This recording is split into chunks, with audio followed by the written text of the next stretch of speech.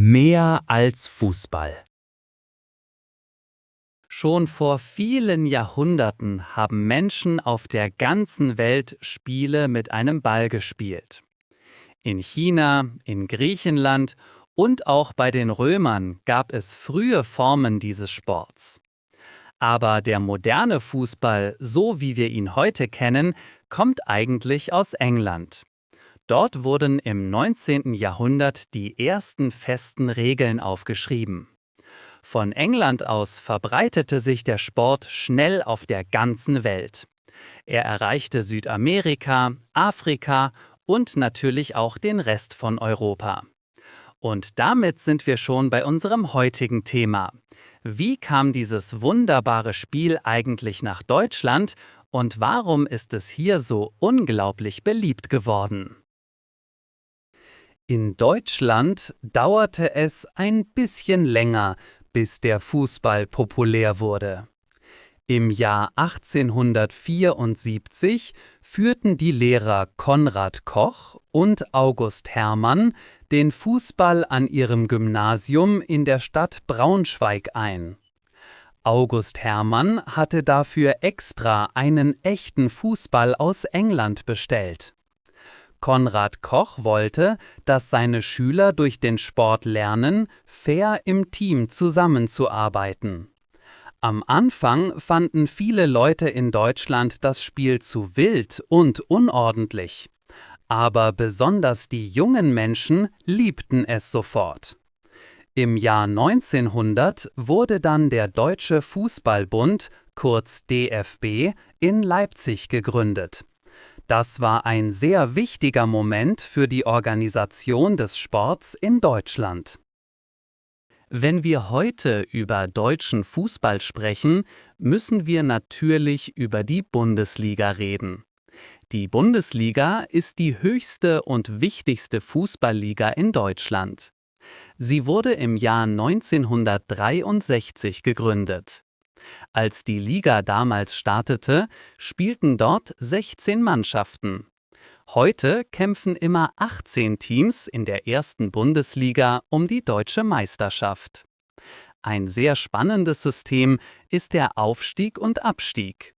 Die 2 schlechtesten Mannschaften müssen am Ende der Saison direkt in die zweite Liga absteigen. Dafür dürfen die 2 besten Teams der zweiten Liga in die erste Liga aufsteigen. Das bekannteste und erfolgreichste Team ist der FC Bayern München. Aber der deutsche Fußball ist nicht nur wegen der Mannschaften berühmt, sondern vor allem wegen der Fans. Die Fankultur in Deutschland ist wirklich einzigartig auf der Welt. Die Stadien sind groß, modern und fast immer komplett ausverkauft. Ein tolles Beispiel dafür ist das Stadion von Borussia Dortmund. Dort gibt es die berühmte gelbe Wand. Das ist die größte Stehplatztribüne in ganz Europa. Fast 25.000 Fans stehen dort dicht zusammen, singen 90 Minuten lang Lieder und unterstützen ihre Mannschaft. Im Gegensatz zu vielen anderen Ländern sind die Eintrittskarten in Deutschland noch relativ günstig, damit sich jeder einen Stadionbesuch leisten kann. Ein weiterer Grund für die besondere Atmosphäre und die vollen Stadien ist die sogenannte 50+1-Regel. Diese Regel ist extrem wichtig im deutschen Profifußball. Sie hat ein klares Ziel. Der Verein und seine Mitglieder müssen immer die Kontrolle über ihre Mannschaft behalten. Sie müssen die Mehrheit haben. Das verhindert eine bestimmte Situation. Reiche Investoren aus dem Ausland können einen Verein nicht einfach komplett kaufen.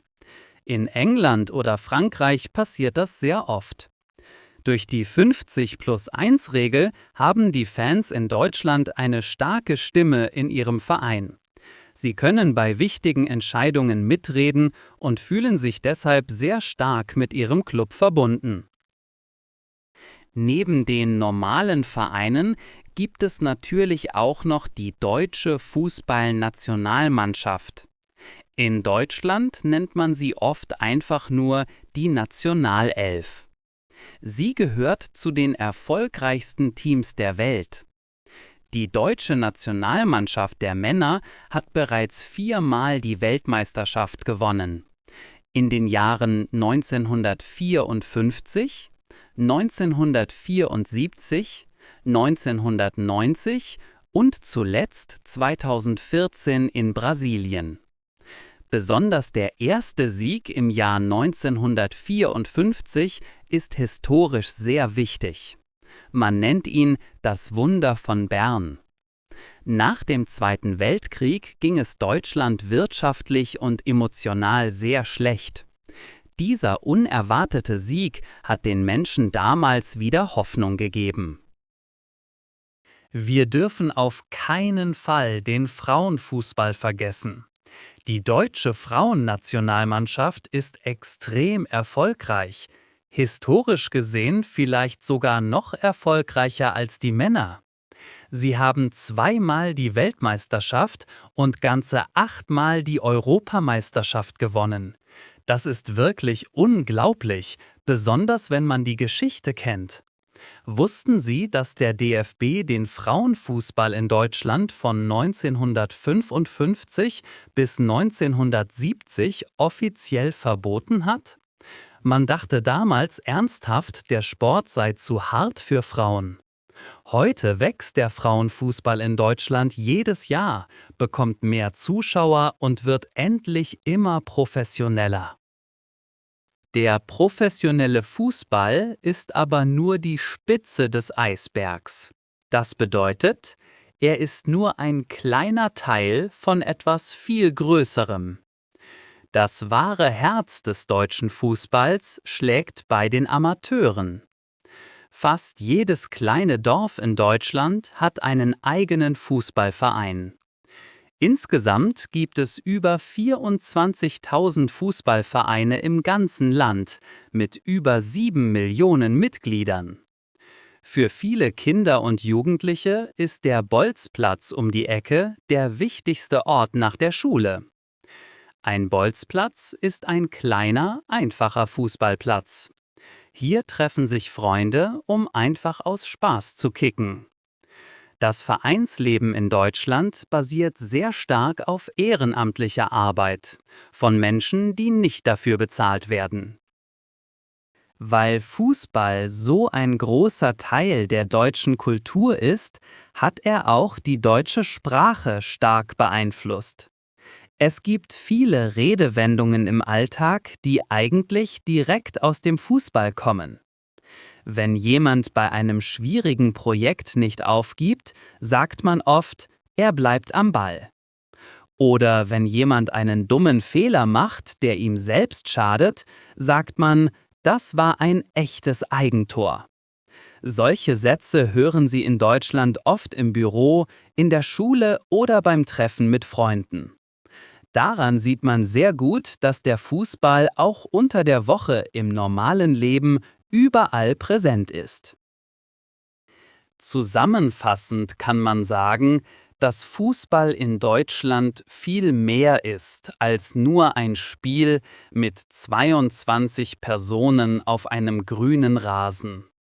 Es ist Leidenschaft, eine starke Gemeinschaft, lange Tradition und ein großes Stück Kultur.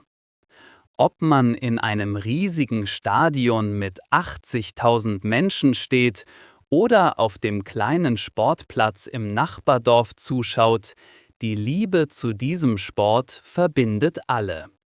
Ich hoffe, Sie haben heute einige interessante Dinge über den deutschen Fußball gelernt und können vielleicht bei Ihrem nächsten Besuch sogar ein Spiel live im Stadion erleben.